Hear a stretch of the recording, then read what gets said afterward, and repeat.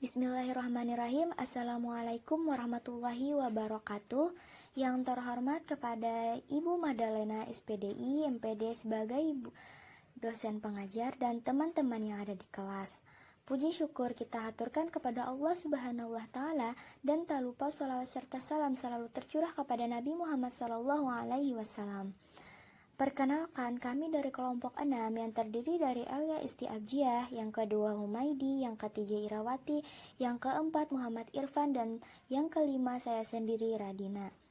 Saya akan menjelaskan tentang pengertian perkembangan manusia dalam perspektif ilmu alamiah modern. Dasarnya, perkembangan merujuk kepada perubahan sistematik tentang fungsi-fungsi fisik dan psikis. Perubahan fisik meliputi perkembangan biologis dasar sebagai hasil dari konsepsi atau pembuahan ovum dan sperma, dan hasil dari interaksi proses biologis dan genetika dengan lingkungan.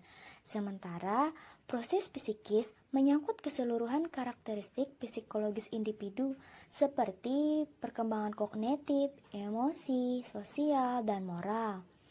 Perkembangan merupakan proses yang dialami oleh individu mulai dari masa konsepsi sampai meninggal dunia, yang berlangsung secara sistematis, progresif, dan berkesinambungan. Hal ini senada dengan pernyataan dari Ibn Syamsuddin bahwa perkembangan adalah proses yang dialami individu menuju tingkat kedewasaan atau maturity yang berlangsung secara sistematis, progresif, dan berkesinambungan, baik pada aspek fisik maupun psikis.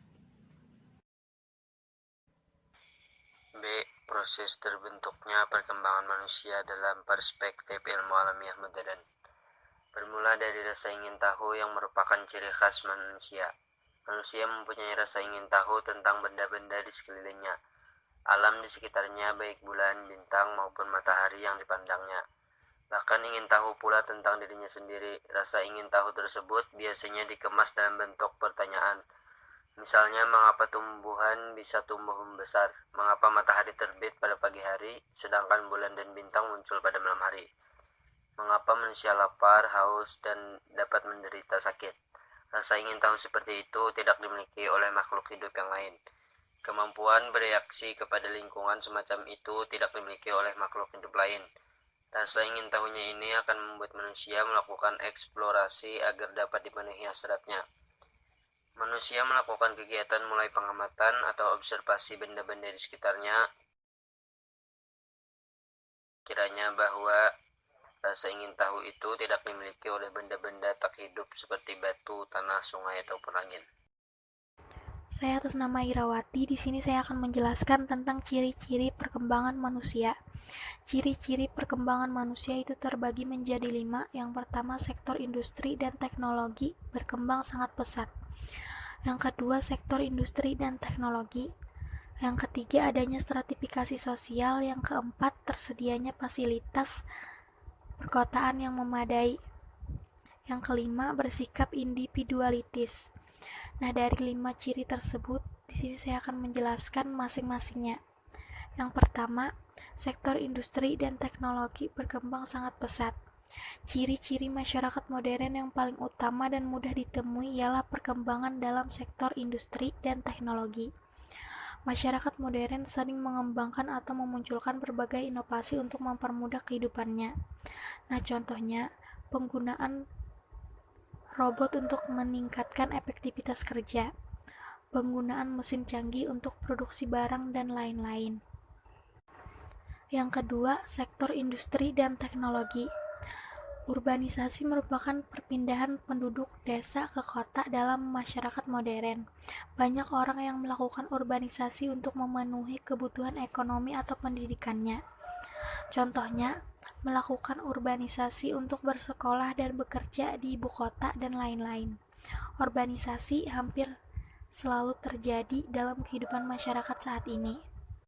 Yang ketiga, adanya stratifikasi sosial. Dalam masyarakat modern, stratifikasi sosial atau pembagian kelas sosial berdasarkan ekonomi terlihat dengan jelas.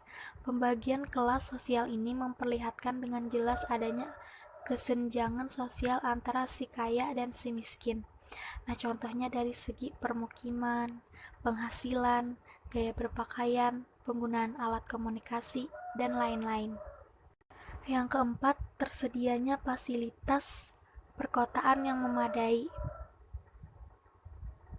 Masyarakat modern identik dengan negara maju. Salah satunya indikatornya dapat dilihat dari fasilitas perkotaan yang memadai. Semakin canggih fasilitasnya, maka bisa dikatakan jika masyarakatnya semakin maju. Nah, contohnya tersedia halte bus, jaringan internet, sistem pembuangan limbah, pelabuhan udara, bandara, jalan raya, rumah sakit, sarana prasarana, pendidikan yang memadai, dan lain-lain. Yang kelima, bersikap individualitis. Sikap individualitis sangat melekat pada masyarakat modern. Sebaliknya, sikap kolektif masih melekat erat pada masyarakat tradisional. Alasannya karena masyarakat modern lebih banyak mementingkan kepentingan sendiri dibandingkan kepentingan umum. Nah, contohnya kurang menjalin komunikasi dengan orang sekitarnya, tidak peduli dengan orang lain, menganggap jika pendapatnya harus selalu didengar dan dituruti. Saya atas nama Elia Istiamsiah akan melanjutkan presentasi dari Irawati. Faktor yang mempengaruhi perkembangan. Secara umum, periodisasi perkembangan anak selama masa perkembangannya akan dipengaruhi oleh beberapa faktor yang terangkum dalam dua faktor, yakni faktor internal dan faktor eksternal.